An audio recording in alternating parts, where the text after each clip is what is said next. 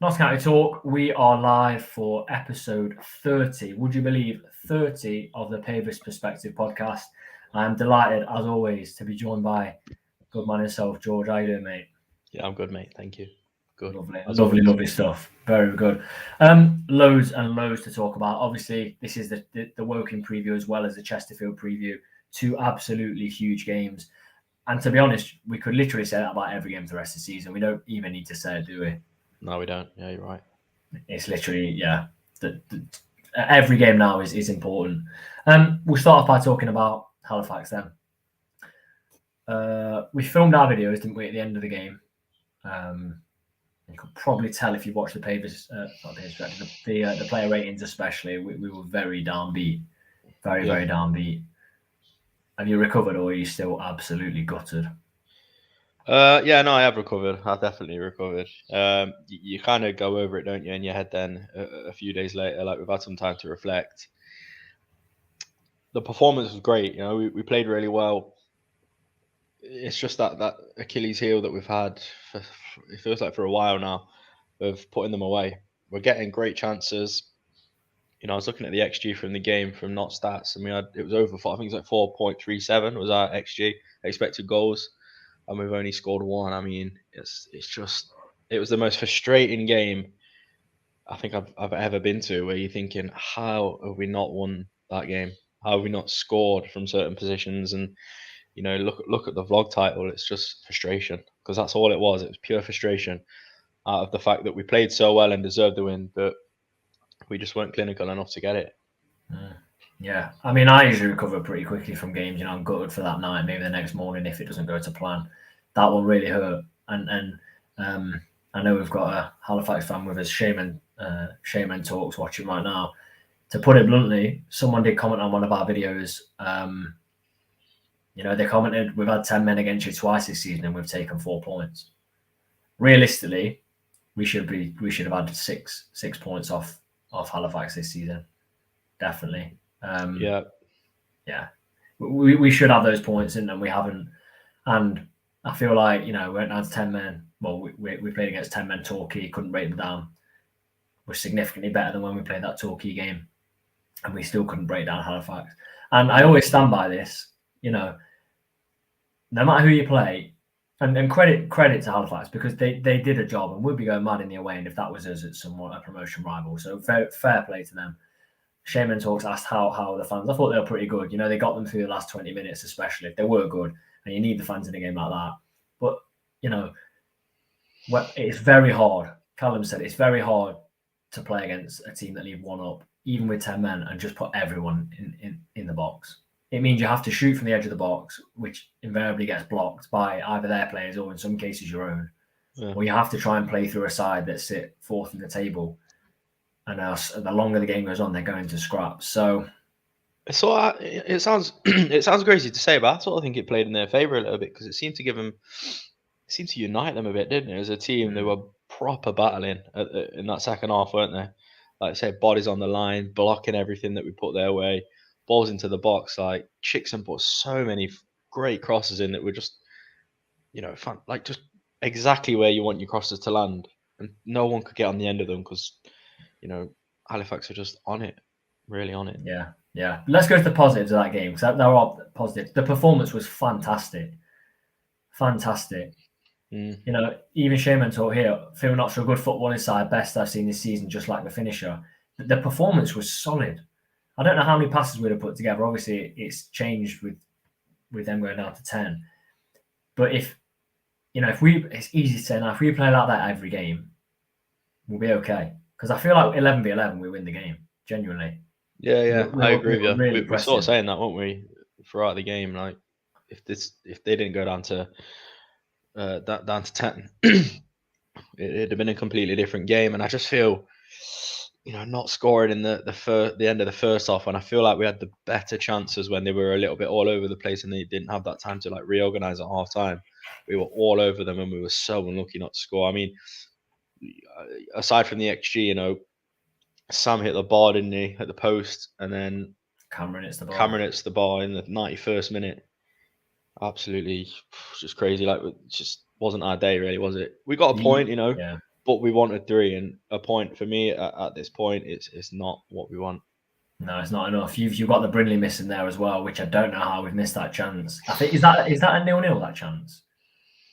I cannot remember because their goal came pretty early. But that chance is a massive, massive chance that's gone begging. That changes the game as well. I massively agree with what you say about scoring before half time. They were very organised second half. First half, they were completely rattled after the red. For those 10 minutes, it was the most one-way traffic I've seen at a game for a long time. More so than the Barnet game. They were literally sat in their box. The chance that sticks out for me is the ball's played across. I think it's from Chickson, and Wharton tries to stab it in and they get a block. That's the big moment of the game. And we in our vlog,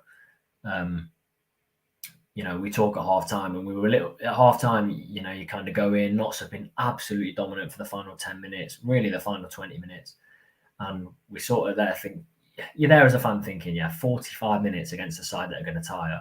You really fancy yourselves. Yeah. But we did sort of say on that, didn't we, as well? We've got to be careful because we've seen this before against Torquay. And the longer the game went on, I remember you turning to me, I think it was 70 minutes, and you said, look, there's 20 to go here. I'm not feeling great about this. But we carried on. We did play well. We did play very, very well. If we can replicate that against the rest of the teams, we've got some massive fixtures coming up. Play like that and get results playing like that would be very, very, very positive. Chris has said the return of 3 goals from 42 shots over the last 2 games is a bit of a concern. Big time. What do you reckon to that, George? Because you were at the Easter game. I couldn't make that Easter game. But from before you go, from my perspective, it should at 2-0 at half time. From what I was seeing, you were telling me it shouldn't have ended 2-0 the way we're not so dominant. No, it shouldn't. I think we weren't as persistent in that second half. I don't think to push for more goals. As we've seen, like ruthlessness where we are winning and we want to keep scoring goals. It's literally the finest of things. Like it's just that final touch. Sometimes that final ball isn't fantastic, but 29 attempts, wasn't it? We had on goal. Yeah. On Tuesday, and to only score 1 is just crazy, mind blowing, really. And I understand people saying, another night we score 3 or 4 goals. That's fair enough, and I know we have just scored 6 goals against Barnet not too long ago, but I feel like it's happened far too many times now this season where, we're having these opportunities and we're having these like really good opportunities where if you're a fan in the other end, in the away end, you're thinking these are all over us. They're absolutely battering us. It's a matter of time before they score. We've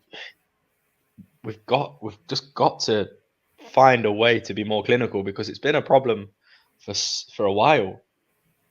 We're really missing that really, really, instinctive striker that knows exactly where to be, can just get on the end of everything. And obviously it's difficult at this level, and there are a couple of strikers at this level that can do that. I mean, I don't think Wotton's a million miles away. Just, I don't know. I can't put my finger on it with Wotton because sometimes his finishing's superb, and his positions are great. But some games I just think he lacks. I don't know. Maybe is he a second behind the game? I don't know. It's difficult to put your finger on it because I do like Wotton. He creates a lot other than he offers more than just scoring goals. Obviously, he's not just a goal scoring striker, is he? I'm thinking about when he set up Richardson and he's holding up the ball and plays him through. Things like that open the other teams up. But if he's our main striker, for me, he's just got to be more clinical. Yeah, loads coming in the chat. I want to talk about most of the things that people are saying. Chris, Ian, Max, loads and loads of things people are saying. First, I want to say, Lee said first time on here. Really appreciate you taking time to watch us, Lee. That's great to have you with us. So, going back to what you said, George, it's okay earlier in the season saying on another night we would have scored 4 or 5 goals. The fact is, at this point, we didn't. And it wants me to bring me to this. And I don't want to keep talking about looking too far in the future. We want to talk about taking one game at a time. The players can take one game at a time. We can look at the bigger picture. Max says, do we think automatic has gone at this point? I think you're looking at it and Tuesday would have been huge. Look, ultimately we've gained a point on the leaders. We have gained a point on the leaders. That's That's the positive to take from it. The fact if we'd have drawn 1-1 and it'd have been end to end, that's a good point. Yeah. The fact of it is we should have gained 3 points on the leaders, and the way I look at it is time is now running out. Yeah, I agree. And what do you think? Do you think automatic is now gone? No, I honestly don't, and I can't believe I'm saying it because I feel like every week I think in 2 games time we're going to know, and then again I think in about 2 games time we're going to know. But I think give it a couple of weeks now, and it's obvious the longer time goes on, it's going to be more obvious. But I think we'll know. I think we're going to know how far off we are. But the thing that I'm finding frustrating, and I think I've seen Ian put something pretty similar about dropping points here and there. And someone said before about not being an almost team. We never really seem to take advantage of the positions where teams maybe not do that well around us or have got games in hand. Like the last 3 seasons that we've been down here, I just can't remember feeling like we've been on the front foot for any reason or another. And even when we've had the opportunity to, we've not taken it. So that's something that concerns me personally. Just that, I don't know, that fighting edge maybe. I don't know what it is. It just seems to be a bit of a problem. As well, people say just focus on knots. That's okay. I'm not a fan that just focuses on knots. I like to look around the league, see how teams are performing. Look, it's obvious if a team's not playing very well, they drop points and they fall down the table. I like to see what the opposition, the promotion rivals are doing. Stockport's next few fixtures are ridiculously simple, compared to what they're going to finish the season with. They finish the season horrifically. My view is they're probably going to win a good 80% of their next fixtures. By that point, we could have left too much to do. That's my theory with that. And if we're talking about automatic, look, Stockport, we've got to find automatic. Forget Chesterfield, forget Bournemouth, forget Halifax, anyone above us. It's Stockport we need to catch. Because if you finish the season above Stockport, I think you've won the league at this point. So, and they're winning games. We can't beat teams with 10 men. They're winning games with 10 men. They're beating Woking with 10 men. So has automatic gone? I'd say the chance it's hanging on by a thread. But I think Chris has just put in the chat, this is where we've got to look at the whole thing. I think Chris has said, if we win our games, we're looking at getting second place, or Charlie said that. Yeah, you got to take into account as well, we're yet to play Stockport at their place. So if we win our 2 games in hand and then beat them, I think we're 3 points behind them, if my memory serves me right. Yeah, if we beat them, yeah. 3 points behind them if we beat them. Obviously, this is all hindsight and everything going our way. It's still within reach. It is. It's just about in reach. Just about. And we'd have to have a pretty flawless season. What is there? 17 games left? 16, 17 games left? I think you're looking at about 12, 13 wins. And those wins have to be the right wins now as well. They have to be over Stockport. That's a given. That Stockport game on the Tuesday night is going to be a win there would be absolutely electric. Like crazy. And for me, I think I've said it on the channel before, the last thing I'll go on about trying to get that top spot is that I think if come the final 7 games, not so within 6 points of top spot, I think we're there. We'll be there or thereabouts right at the end of the season. That's my take on it. And like Callum says, we've got the games in hand. Going back to where we sort of started this conversation from then, and you sort of alluded to it, do we need a striker? Would a striker have been beneficial? Think about the way we play and things like that. Yeah, it's difficult, isn't it? Because it is. I mean, to me, it does seem fairly obvious that we do, because we're not putting away our chances, and we've had some astonishing chances that we've not put away this season. But on the flip side of that, you've got Kyle Roberts chipping in. He's just ticked over 10 goals, hasn't he, this season? Ruben can always chip in with a goal. Great finisher. Wotton on his day, he's great. Eli Sams, I think he's probably the best finisher at the club at the minute. I know that's probably quite a broad statement, but bonkers to say 2 months ago, but you're right. Yeah, no, I genuinely think it is. Every time he has a shot, you just feel like, I don't know, I just have confidence in his shooting ability, and I think he proves that. His return on goals for minutes played is probably the highest at the club, I'd assume. So yeah, we do have. I just feel like we do have the ability to score goals. It's just, is it falling at the right time, things like that. But we just have to get better on it. And I do think it's the smallest of margins. I mean, I was a bit of a advocate for having another striker, but I don't think I am anymore because I don't know. Maybe I'm looking at this wrong, but I just feel like some of the chances we're missing are just so easy. They are very, very easy chances, aren't they? And players' decision making. The first half, but 1-0 down, and Richardson gets the ball and he bursts between their fullback and their centre mid. All he has to do is hit it, and he pulls it back to try and take it wide. Decision making like that. You know, Kyle Wootton gets the ball literally on the penalty spot in the second half, and he scuffs it straight at the keeper. The closest we got to scoring, like you said, apart from Cameron hitting the bar, was Eli Sam, which was an inch wide. One name always pops into my head, and it probably pops into my head because of how clinical he was. And Ian said it on here. Someone said it on Twitter as well. Christian Dennis would have had a hat trick. Those players, just to come off the bench, a poacher off the bench that doesn't necessarily play a massive part in the game as a whole, like Kyle Wootton does. Kyle Wootton changes the whole dynamic of the game. But to have someone like that ready off the bench, because we brought Kyrie Mitchell off the bench, and you know, I don't want to slate him because he could really like Sam and become very, very good. Yeah. We don't have anyone off the bench. Nemain, not going to come on and get you a goal, is he? You know, that's what I looked. I looked at the bench prior to kickoff, and I did think to myself, "There's no one in there that can get that goal if we need it." They've got creative players, but all our goal scoring was on the pitch, literally on the pitch. Zach Brunt, I don't think he scored for us. Nemain, has he scored? Mitchell's got one, I think. All competitions, maybe 2. Callum says 51 points to fight for, need at least 40. What would that put us? That would put us 40. Would put us on 89. Get the points against the right teams, that would be all right. But that's a massive ask, you know. 1 loss and you've dropped 3 of those 11 that you're looking at keeping hold of. So Billy Waters would be a great signing. Alfie said, I think it'd be good, but I'm not 100%. I didn't really get to see that much of him because they were just penned back, weren't they? Chico Tashmanga does not leave the pitch Tuesday without scoring. Fully agree. I said this to George at games. I said, if we had Shamanga, we'll walk in the league. I think we did look at him, didn't we? But then there was no chance because of how much Chesterfield were offering. He was offered to us, wasn't he? Genuinely walk the league with Shamanga. I don't care what anyone else says.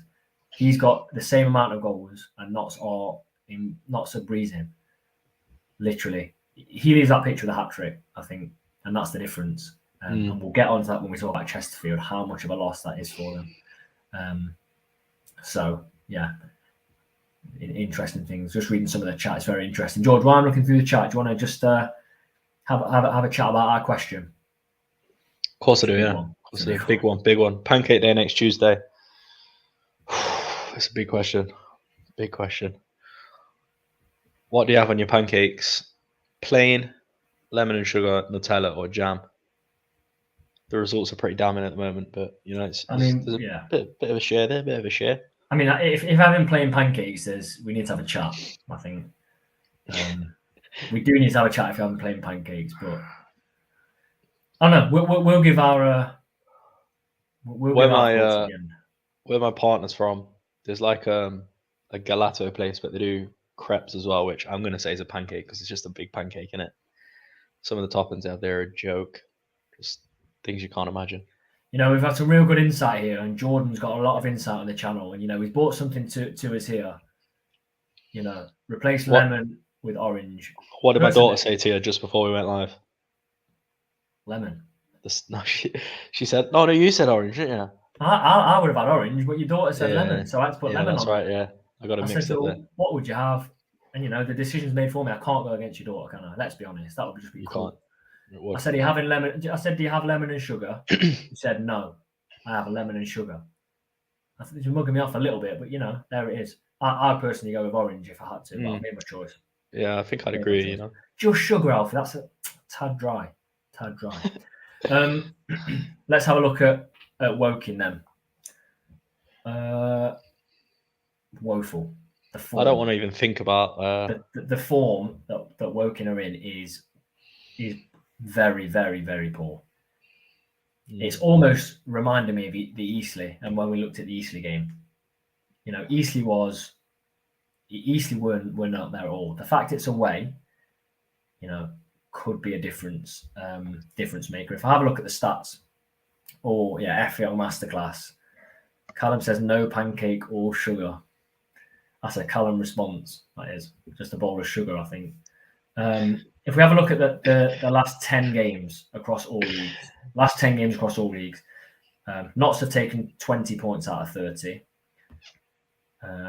Woking have taken 9. And Woking are bottom of the last 5 games. The reverse fixture, George. Good day out, was it? At Medley? No, it wasn't. It wasn't until about the 68th minute, 69th minute. And then, whoa. I don't know what happened. I just don't know what happened, to be honest with you. I couldn't believe it. Absolute capitulation, as everyone was saying. Capitulation. Absolute. In fact, nightmare. I think, I didn't even think about having it on my pancakes. Capitulation. What a word. Unbelievable. Yeah, it was awful. I don't know what happened. 4-1 it ended, didn't it? 4-1. And we were. I feel like we were in sort of cruise control really until it was too easy, wasn't it? Yeah, and then all of a sudden the floodgates opened and we got absolutely battered. So, no win in 6. 4 of the last 6 games there's been a red card in that game. 2 of those the opposition got a red. One of them being Stockport, who ended up winning. 2 of them Woking got the red. Woking got a red against Dagenham on Tuesday night, and the game finished 1-1. Rowan in 16th minute. So, they've gone down to 10 men in the 16th minute, and they've got a draw away at Dagenham. Decent result. Their only points in those last 6 have come in that game and away at Altrincham. They've lost to Stockport, Southend, who are in very good form, Bromley, who are good, and Yeovil, who, Yeovil had 10 men for some of that match, the last sort of half hour. They're in very, very poor form, but they've also played some decent sides. And like Max says, they relied on Campbell quite a lot, and Campbell's now in the Football League. So since he's sort of gone, they've not been the same side pretty much. But with what happened at Notts Ground, it's a very tricky game. It's really, really tricky. It is.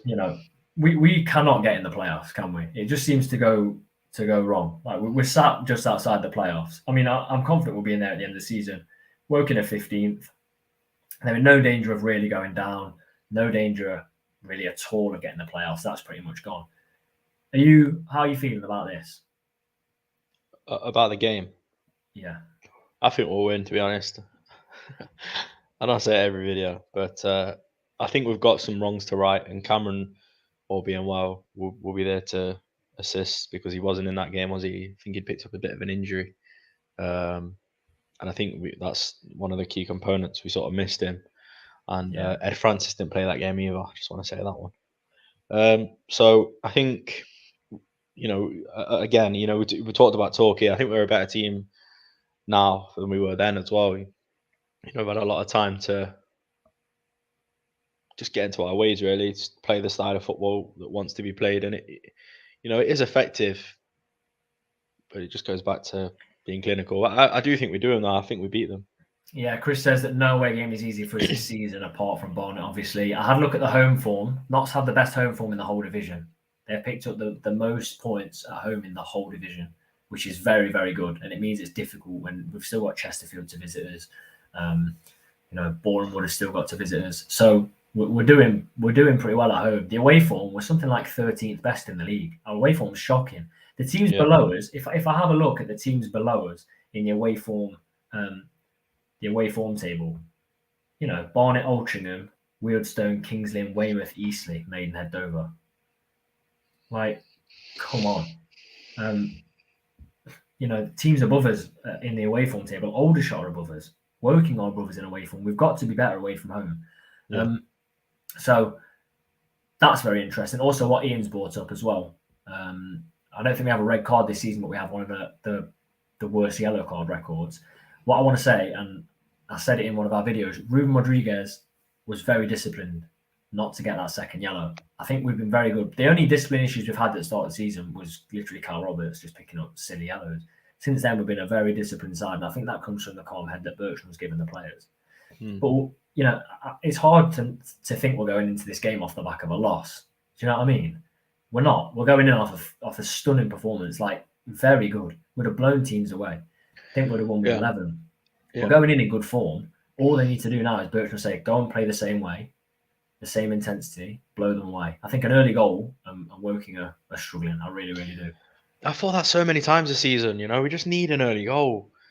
I'm thinking even Halifax. I think if we got an early goal against Halifax, it'd have been a completely different game. Eastleigh, if we'd have scored an earlier goal against them, I think it'd have been another completely different game. We were all over them, and yeah, just need to come out the stops and just throw it at Woking straight away. I think. Yeah, I think teams like the pressure we put on Halifax, even when they didn't have 10 men, was pretty relentless, up until the point. I think that's what part of the reason they got the red. You were saying to me, look down that right-hand side. We spoke about it on the last Pavis perspective. If you're on a yellow card and you're trying to stop Richardson and Carl Roberts getting past you, good luck, because you're not putting the tackle in. You're not putting the tackle in. So that's yeah. Ian says majority of possession reduces our risk of reds. I think it does. And it's working in our favour. If we've got more possession, we're not getting those yellow or red cards. So I'm surprised we haven't got a red though, because we're a bit clumsy at the back sometimes, and it just takes a clip from someone. Do you know what I mean? Yeah, I think I can't tell you how I'm surprised I was that Ruben didn't get one. I know you've already said it, but he was probably the nicest person on earth for about 45 minutes. He jumped in someone, didn't he? Not even a foul, and shook his hand. So that's really interesting. Lee wants to know how many goals Woking have let in at home this season. So Woking at home this season have conceded 24 in their 14 games. So, if you put that in perspective with Notts, we've conceded 18 in 15, so it's not too dissimilar. Their only difference is they've only scored 20, we've scored 33. So they're about average.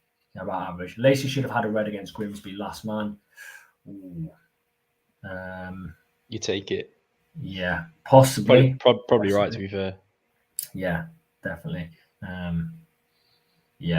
It was on the cusp, wasn't it? I think the ref sort of bottled it.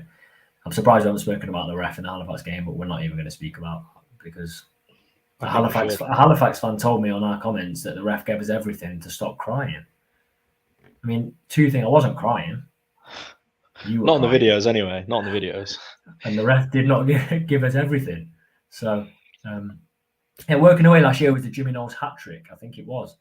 What a player. Went to Morton, hasn't scored, and now he's just back at Mansfield. I don't mind Jimmy Knowles. Thought he was all right. Decent player off the bench, quite quick, but would he cut it right at the top? What we're looking for? Probably not. So that's Woking. We'll get the Woking game out of the way. Hopefully, we get the victory. Mm-hmm. Tuesday night. I cannot wait for Tuesday night. I might feel different at 5:30 on Saturday after the Woking result, but I can't wait for Tuesday night. Can you wait for Tuesday night? Yeah, I can't wait. It's gonna be wicked. Where are you listening to the game from? Lanzarote. Disgrace, absolute disgrace. I'd have cancelled the holiday. I couldn't. No, I'm joking. You're gonna have the sun, by the pool, pina colada whilst you're listening. But I'm genuinely gutted, devastated. I'm missing that game. I had tickets. I had to sell the tickets. To my dad. To your dad, yeah. Well, I had a ticket. Fake fan. I haven't even paid for the ticket yet. I haven't even paid you for the ticket yet. And I've got them in. I've literally got them in my drawer. So I know. Heartbreak. Absolute heartbreak. It is gutting though, isn't it? Sack George. I mean, this is getting this shocking. George is a fake fan. But no, I know you actually genuinely you were on holiday, great, but you are good at the same time. You are good at the same time. But yeah, I cannot wait. I cannot wait for it.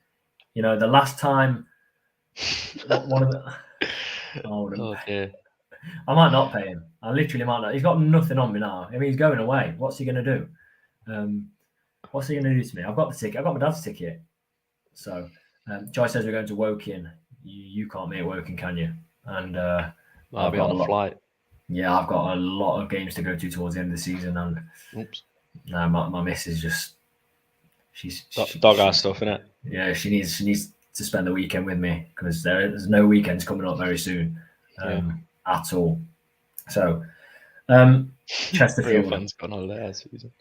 Exactly. Is Yeah. that I fully agree. to be fair, it was out of my hands. It wasn't Yeah, but my. it was George's idea to go to Man U as well, so you can add that to the listing. And so, Yeah.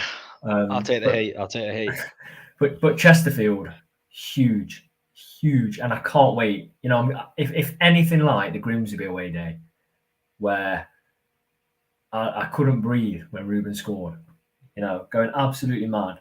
If it's anything like that, it's going to be brilliant, brilliant, brilliant. We've got to talk about it. They've got no Shamanga. We briefly mentioned it earlier. How big is that? How big is that?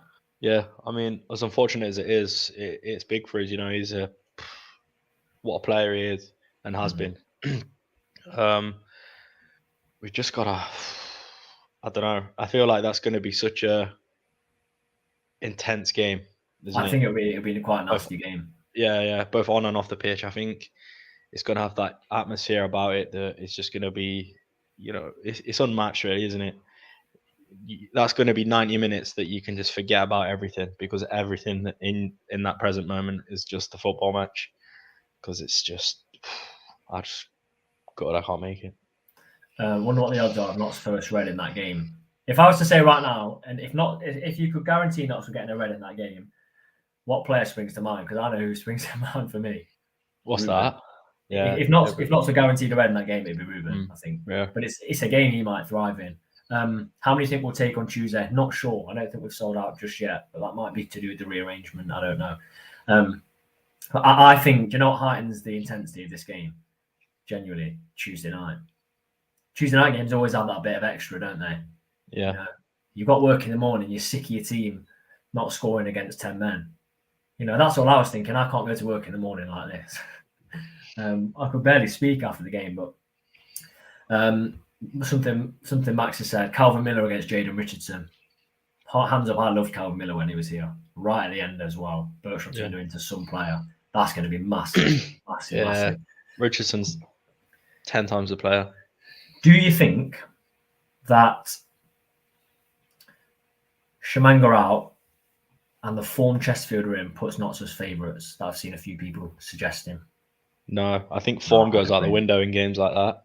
I'd agree. Because it's a rivalry, isn't it? It's the it's the bitterness. It's the both teams really, really want to beat each other, and all like say form just completely goes out the window. It's not even thought about. I don't think in that 90 minutes of football. So yeah, it's gonna be crazy. What that would do for this season as well. Yeah, yeah, massive. Those are the games where they just give you loads of confidence, and if we got a couple of goals against a strong Chesterfield side, it ooze confidence into the team as well. But I agree. I was just saying if we were favourites based on a few suggestions I've seen, we're definitely not. That game's it's a bit of an anomaly, isn't it? You know, they are bound to pick up form. Whether it's this weekend, like someone suggested, 5:20 kickoff they've got, or it's Tuesday. I mean, Paul Cook as well. If anyone's gonna get a side up, it'll be him. He'll use his 3 different voices that he's got to really G him up, won't he? You know, if you haven't seen a Paul Cook interview, have a listen. Yeah, it's so funny. I remember, where was he at? Where was he at previously? Somewhere I can't remember. I can't remember where it was. Anyway, but the amount of videos I've seen before he took the Chesterfield job where he's doing post-match or pre-match interviews and he's just talking and his voice literally changes 3 or 4 times. It's a way to get your players up for it. It really is. It is. So lineups then. I quite liked how we did it last week, where we gave our whole lineup at once. Do you want to do that for the working game? Do you want to give your lineup? Yeah, go on then. I'll go for it. In goal, Sam Slocum. For reasons where I just feel like, I mean, it's a big call, I know, but at this moment in time, I don't feel like Yaros has really shown his pedigree, maybe. And for me, could have done better for the Halifax goal. Should have done better for the Halifax goal. Hesitated a little bit, and it's cost him. Back 4, I'm going for. You know what? Yeah, pretty much the same as what we've seen. Richardson, Cameron, Brinley, Chickson on the left side. Midfielders, Francis, Palmer. In front of that, Roberts, Rodriguez, Sam, and then Wharton up top. So you could have just said unchanged and say everyone's Thursday evening. Well, yeah, I could have, but I wanted to talk my viewers through it. No, I'm joking. I agree. Well, I agree. You could have said Slocum and unchanged, but Sam Slocum, I agree. I've not been impressed by Yaros so far. Really, really haven't. I don't know what sort of happened with the goal. I don't know if he thought he was going to take it out of the box, which then is the red. It's literally the red. But I'm going to go Yaros just because I don't think it'll be any good to change it anymore. Just let him play. It makes me miss Patterson a lot. Reckon Taylor might come in against Chesterfield. I think that would have been the case, but I think Chickson's been insanely good. I think it all depends what happens against Woking. But so that's what I'd go for the Woking game. And the Chesterfield one's so big, I don't think it. I don't really know. If Notts get the win against Woking, there's bound to be a couple of changes at some point, whether Taylor comes in. So Defo. Yeah, Chris says that Yaros' distribution was good. It was. His distribution was good. But I don't know. I don't think it was that great. I think we've been spoiled by Patterson's distribution, which was that bit better as well. Yeah, of course it was. But I don't think Yaros' distribution was that good. I don't think it's too dissimilar from. Well, I don't think there's much difference from Slocum's. I really don't. Maybe you're right. We've been spoiled by Patterson, but I don't know. I just don't think his distribution was as good as that. One more thing that's come in, Max has said, would you be surprised if, he wouldn't be surprised if he went 5 at the back against Chesterfield? Whatever works, I suppose. Yeah, I do feel like 4 at the back has got us playing completely different, though. And, Francis with Palmer in midfield, controlling that midfield area a lot more. And those passes out wide from Francis. I feel like it opens us up a lot more. And obviously with Francis and possibly Palmer dropping back when the fullback does advance, it sort of gives you that dimension as if you're playing 5 at the back. So yeah, I don't know. What do you think? Would you go 5 at the back, Chesterfield? Depends what happens Saturday. If we play that 4 and just really, really put it to them. Yeah. But we have done in previous weeks. Do you know what I mean? Like we did it against Halifax, who are up there. And this is away from home, isn't it? This is away from home against a side that are probably now expecting the 4 at the back. But I think you want to be really secure here. You want to be very, very not defensive, but we need to be safe because we don't want the game to go too early and you played your 4 at the back card, which is obviously more attacking. They score early. Where have you got to go from there? So yeah, that's just my thought. Right, score predictions then. Before the score predictions, George, let's go to the pancakes. Let's go to the pancake poll. Right, I'll release it now then. Release the answers. What do you have on your pancakes? 5% of people said plain. So I think that's 1 vote from the 43 votes. Yeah. A bit nervous about that. That's a couple of votes, I think. Possibly. Yeah. Let's not do some maths now. Yeah, I'm not in the mood. Lemon and sugar gets the highest, 63%. It's pretty smashing. We're going to lemon/orange and sugar. Yeah, we'll go for that. Nutella, 21%. Jam, 12%. Jam's decent. Jam on a pancake's decent. What did you go for? I have Nutella, but I have bananas as well. Nutella and banana. Banana and Nutella. There's a little trick. There's a little trick. What a treat right there. I mean, isn't the Chesterfield game on pancake night? Pancake night. It literally could take is. your pancake trolley with you. What, and start selling Notts County Talk? They could get one of those branding things and put Notts County Talk. Yeah, burn the Notts County Talk logo into it. That would be class. I hope Chesterfield are offering pancakes. I really do. Won't happen. It won't happen. It literally won't happen. I went for lemon and sugar, but if your daughter hadn't have said lemon and sugar, I'd have put orange and sugar on there. Is there a Weight Watchers version? You just take the Nutella off and just have the banana from George's. I think that's the only option. Or you could just do what Callum does and just say no pancake, just sugar. So we did no carbs, I don't think. So score predictions then, George. Woking and Chesterfield. I'm going to go first because you went first with your lineup. I think Woking, Notts win 2-0. I think Chesterfield, it finishes 2-2. 2-2. 2-2. You heard me right. 2-2. I think for the 2-0 against Woking, I think it'll be one of those games where Kyle Wootton ticks along with a couple of goals. And I think Eli Sam scores against Chesterfield. I think we then go 2-1 down. And then I think 2-2. Lovely goal by Kyle Cameron. Gives it that in front of the Chesterfield fans. Runs the length of the pitch. Knee slides in front of the Notts fans. There you go. Brilliant. Woking then. I'm going 3-1 Notts. I think we'll concede first. Then we're going to dominate a side that are in poor form. I think Sam's going to get 2. Cameron's going to get 1 from a corner.